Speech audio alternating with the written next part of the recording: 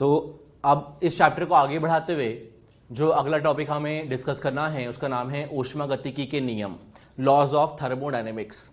बेटा इस चैप्टर में हमें ऊष्मागतिकी के बहुत सारे नियम के बारे में पढ़ना होगा।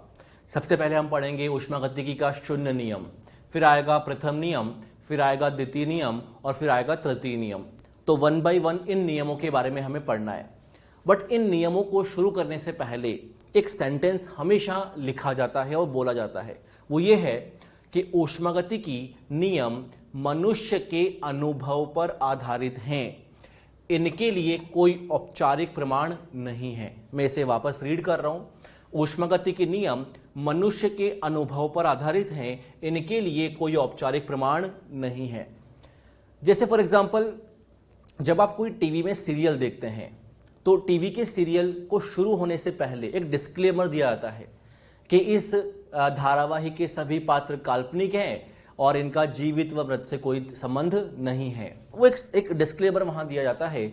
उसी प्रकार से जब ऊष्मागतिकी के नियम को हम शुरू करते हैं तो हमेशा हमेशा ये डिस्क्लेमर दिया जाता है कि ऊष्मागतिकी के नियम मनुष्य के अनुभव पर आधारित हैं, ये हमारे अनुभव पर आधारित है।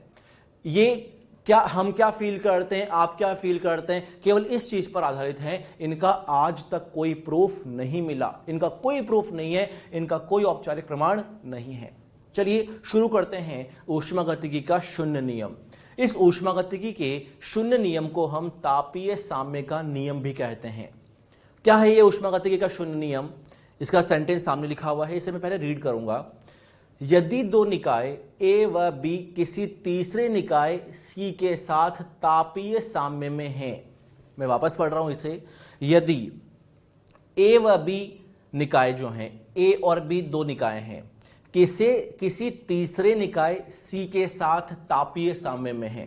तापीय साम्य का मतलब इन दोनों के मध्य में बेटा तापीय साम्य है। कहने का मतलब यह है कि दोनों का ताप क्या है बेटा, समान है। अगर दोनों का ताप समान होगा तो दोनों में कुल ऊष्मा का आदान प्रदान कितना होगा, 0।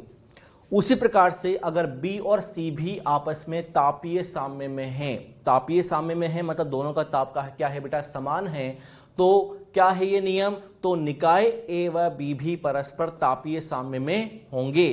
तो अगर ऐसा है कि ए और सी का ताप समान है, बी और सी का ताप समान है, तो हम ये कहेंगे कि ए और बी का ताप भी क्या होगा बेटा, समान होगा। थोड़ा इसको अलग तरह से रीड करते हैं। देखिए, अगर ए और बी के मध्य ऊष्मा, ए और सी के मध्य ऊष्मा का आदान प्रदान संभव है, तो एक टाइम ऐसा आएगा कि दोनों का ताप समान हो जाएगा, दोनों तापीय साम्य में हो जाएंगे। उसी प्रकार से यदि बी और सी के मध्य ऊष्मा का आदान प्रदान अगर संभव है तो दोनों का ताप एक टाइम बाद में क्या हो जाएगा, समान। अगर दोनों का ताप समान हो गया, हमें कहेंगे कि ए और बी का ताप भी क्या हो जाएगा, समान, भले ही इन दोनों के बीच में एक ऊष्मा अवरोधी है। अब ऊष्मा अवरोधी मतलब इन दोनों के मध्य ऊष्मा का स्थानांतरण नहीं हो रहा, ना तो ऊष्मा जा रही है ना ऊष्मा आ रही है, फिर भी दोनों तापीय साम्य में होंगे। कब? तब जब दोनों अलग अलग रूप से सी के साथ तापीय साम्य में होंगे। तो रिजल्ट क्या है? रिजल्ट ये है कि यदि ताप ए का ताप बराबर क्या है बेटा, सी का ताप, उसी प्रकार से अगर बी और सी का ताप भी समान है तो हम ये कहेंगे कि ए और बी का ताप भी क्या होगा बेटा, समान होगा। अरे क्लियर है वाली चीज? तो आई थिंक जब ये लॉ या फिर ये जो नियम मैं आपको पढ़ा रहा हूं तो आपको शायद लग रहा होगा सर इसमें कौन सी बड़ी बात है, इसमें तो बहुत कॉमन सेंस वाली ही चीज है कि अगर दोनों का ताप समान है, इन दोनों का ताप समान है, तो इन दोनों का ताप भी समान होना चाहिए। बेटा ऐसा नहीं है। देखिए समझना इस चीज को, मैं एक एग्जाम्पल से समझाऊंगा। हम जानते हैं कि आदर्श गैस समीकरण क्या होता है बेटा, पीवी बराबर एनआरटी। इसको समझना, आदर्श गैस समीकरण में एग्जाम्पल लूंगा और इस आदर्श गैस के समीकरण की हेल्प से मैं बोल सकता हूं कि जो दाब है वो ताप के समानुपाती है या नहीं है? है। दाब ताप के समानुपाती है। और हम ये भी बोल सकते हैं कि आयतन भी जो है ताप के समानुपाती है। अरे है या नहीं है? है। इस आदर्श गैस के समीकरण के हिसाब से दाब ताप के समानुपाती है, आयतन भी ताप के समानुपाती है, तो हमें तो ऐसा लग रहा है कि जो दाब है वो आयतन के समानुपाती होना चाहिए।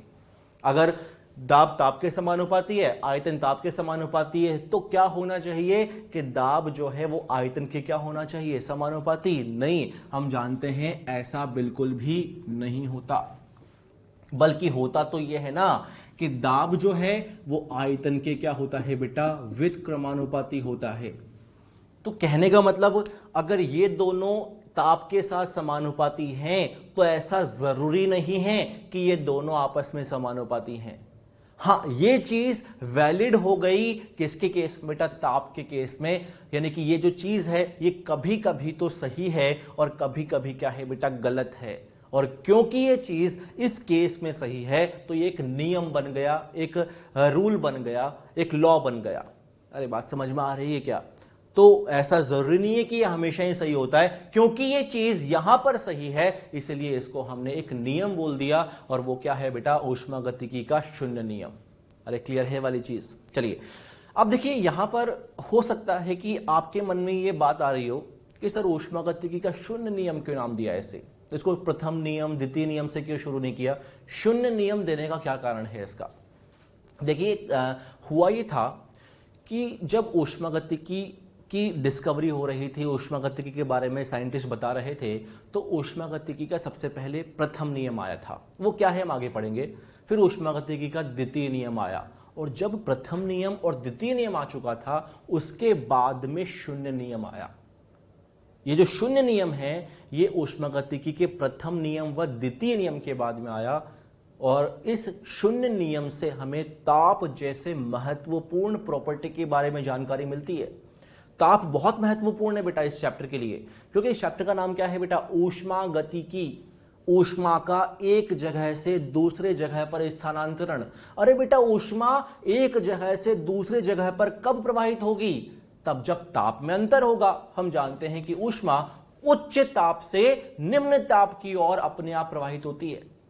जहां का ताप ज्यादा है वहां ज्यादा ताप से कम ताप की ओर प्रवाहित होती है। तो बेटा इस चैप्टर की स्टडी ताप के बिना तो संभव ही नहीं है, क्योंकि इस चैप्टर की अगर हमें स्टडी करनी है तो सबसे पहले ताप के बारे में पढ़ना पड़ेगा, और ताप के बारे में न तो प्रथम नियम ने बताया न द्वितीय नियम ने बताया, बल्कि इस नियम ने बताया। इसलिए इस नियम को सबसे पहले रखना था, प्रथम नियम और द्वितीय नियम के पहले भी रखना था। इसलिए इसको नाम क्या दिया गया बेटा, ऊष्मागतिकी का शून्य नियम।